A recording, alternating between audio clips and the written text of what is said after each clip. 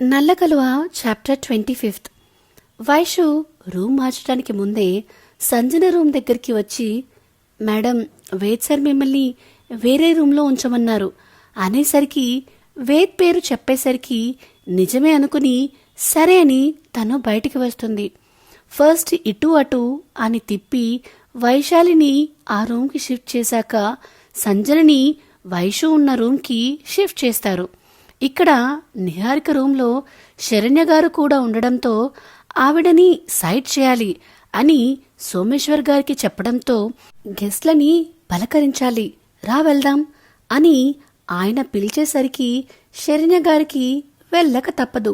ఇలా ముహూర్తం దగ్గర పడే కొద్దీ పెద్దవాళ్లలో టెన్షన్ పెరిగిపోతుంటే వైషు విశ్వలకి కూడా కంగారు మొదలవుతుంది. కోరుకున్నవాణ్ణి చేసుకుంటున్నా అని సంతోషంలో నిహారిక ఉంటే ఏదో పొడి చేస్తున్నా అనే గర్వంతో వేద్ బాబు ఉంటాడు. అలా చూస్తూ ఉండగానే బంధువులందరితో కళ్యాణ మండపం నిండిపోతే రిజిస్టర్ ఆఫీసర్ కూడా అక్కడికి వస్తారు. ఇక పెళ్లి కొడుకులను పిలుస్తారు. అనేంతలో శోభన్ చంద్ర గారు రిజిస్టర్ గారితో సహా మొదటగా వేద్ రూంలోకి వెళ్తాడు. ఆయన వెళ్లేసరికి వేదు తను పెట్టిన మనిషికి కాల్ చేస్తూ ఉంటాడు. అది చూసి మన తాతగారు లోపలికి వెళ్తారు.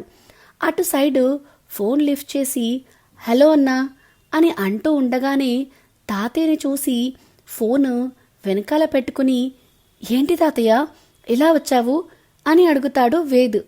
మనవడిని పెళ్ళికొడుకుగా చూసి మురిసిపోయి మెటికలు విరిచి, ఈయన రిజిస్టర్ ఆఫీసర్, మీ పెళ్లి రిజిస్ట్రేషన్ చేయించడానికి పిలిపించాను అని ఆయన అనేసరికి, ఇప్పుడు ఇదంతా ఎందుకు తాతయ్య, తర్వాత చేయించుకోవచ్చు కదా అని అసహనంగా అంటాడు. ఫోను అర్జెంటుగా మాట్లాడాలి అని ఆత్రంగా ఉన్న వేద్ బాబు. హా వేద్, ఇప్పుడెలాగూ అమ్మాయి మెడలో తాలి కట్టి పెళ్లి చేసుకుంటావు కదా, అలాగే ఇక్కడ చిన్న సంతకం కూడా పెడితే లీగల్గా కూడా మీ పెళ్ళవుతుంది. అప్పుడు ఆస్తి వెంటనే నీ పేరు మీదికి షిఫ్ట్ చెయ్యొచ్చు అని శోభన్ చంద్ర గారు చెప్తూ ఉంటారు. అప్పుడే అక్కడికి ప్రకాష్ గారు వచ్చి, నాన్న, పెళ్లి కొడుకును కూడా ఇంకో 5 నిమిషాల్లో పిలుస్తారు, వేద్ని రెడీగా ఉండమనండి అని చెప్పి వెళ్ళేసరికి, ముందు వీళ్ళని ఇక్కడి నుంచి పంపించాలి అని, సరే తాతయ్య ఇటివ్వండి సైన్ చేస్తాను అనడంతో శోభన్ చంద్ర గారు ఆఫీసర్కి ఒక సైగ చేస్తాడు. ఒక పేపర్ తీసి వేద్ ముందు పెట్టి, బాబు, గురువు ఉన్న దగ్గర నువ్వు సైన్ చేయాలి అని పైన మ్యాటర్ ఏదీ కనిపించకుండా అతని అరిచేయి పెట్టి వేలితో సైన్ ఎక్కడ పెట్టాలో చూపిస్తారు ఆయన.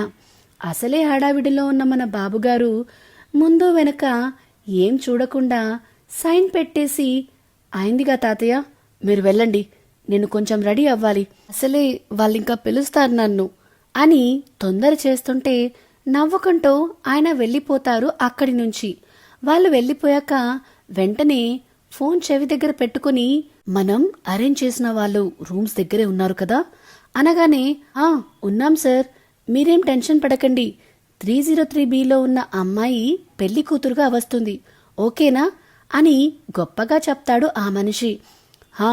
సరే, జాగ్రత్త, ఇక నేను ఫోన్ మాట్లాడడం కుదరకపోవచ్చు అని కాల్ కట్ చేసి, ఓ గాడ్, నేను చేసే ఈ సీక్రెట్ ఆపరేషన్ సక్సెస్ అయ్యేలా చూస్తే నీకు నా చైన్ గిఫ్ట్గా ఇస్తా అనుకుని, అయ్యో, నా చైన్ నా బామ్మద్దకి ఇచ్చేశా కదా, సరేలే, ఈ రింగ్ గిఫ్ట్ ఇస్తా అని మొక్కులు కూడా మొక్కుకుంటాడు మన వేద్ బాబు.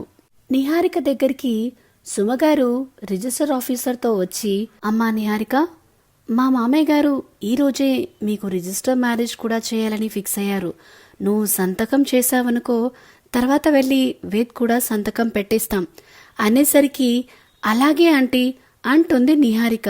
ఆయన పేపర్ తీసి తన ముందు పెట్టగానే, అయ్యో నిహారిక, ఇక్కడసలు మేకప్ సరిగ్గా వేయలేదు అనగానే, ఎక్కడాంటీ అని అడుగుతుంది నిహారిక. ఇదిగో ఇక్కడ అని చెప్తుంటే నిహారికకి సరిగ్గా అర్థం అవ్వక, ముందు సంతకం పెట్టి ఆఫీసర్ గారిని వేద్ దగ్గరికి పంపించి మనం దాని సంగతి చూద్దాం అని సుమగారు అనేసరికి ఇంతకు ముందు వేద్కి చెయ్యి అడ్డం పెట్టి చెప్పినట్టే ఎక్కడ సైన్ చేయాలో చెప్తాడు. ఒకసారి చదువుదాం అని నిహారిక పైకి చూసే లోపే తొందరగా కానివ్వమ్మా, టైం అవుతుంది, కొడుకులను పిలుస్తారు మళ్ళీ అని సుమగారు అనేసరికి ఇంకా ఏం చూడకుండా సైన్ చేసేస్తుంది. రిజిస్టర్ ఆఫీసర్ అది తీసుకుని అక్కడి నుంచి వెళ్ళిపోతే, అమ్మాయిలు అమ్మాయిని బాగా రెడీ చేయండి అని చెప్పి సుమగారు కూడా బయటికి వెళ్తూ ఒకసారి నిహారికని చూసి, మమ్మల్ని క్షమించు నిహారిక, నా కొడుకు ప్రాణం కోసం నిన్ను కూడా బాధ పెట్టాల్సి వస్తుంది అని ఆవిడ బాధపడుతూ అక్కడి నుంచి వెళ్ళిపోతారు. సో ఇదేనండి నల్ల కలువ 25th చాప్టర్. ఇంకేంటి, రిజిస్టర్ మ్యారేజ్ కూడా అయినట్టే. ఇంకా ఎలాగోలా మాయ చేసి తాళి కూడా కట్టిచ్చేశారనుకుంటా మన తాతగారు. మరి ఈ పెళ్లి ఎవరికి వరంగా మారుతుంది, ఎవరికి శాపంగా మారుతుంది తెలుసుకోవాలనుందా? అయితే ఫ్రీక్వెంట్ అప్డేట్స్ వింటూ ఉండండి. ఈ స్టోరీ కనుక మీకు నచ్చినట్టయితే please like, share and comment చేయండి. అలానే ఇలాంటి కొత్త కొత్త అప్డేట్స్ కోసం, కొత్త కొత్త స్టోరీస్ కోసం మన channel the novel whisperer with విన్యాని సబ్స్క్రైబ్ చేసుకోవడం మాత్రం అస్సలు మరవద్దు. Thank you, by.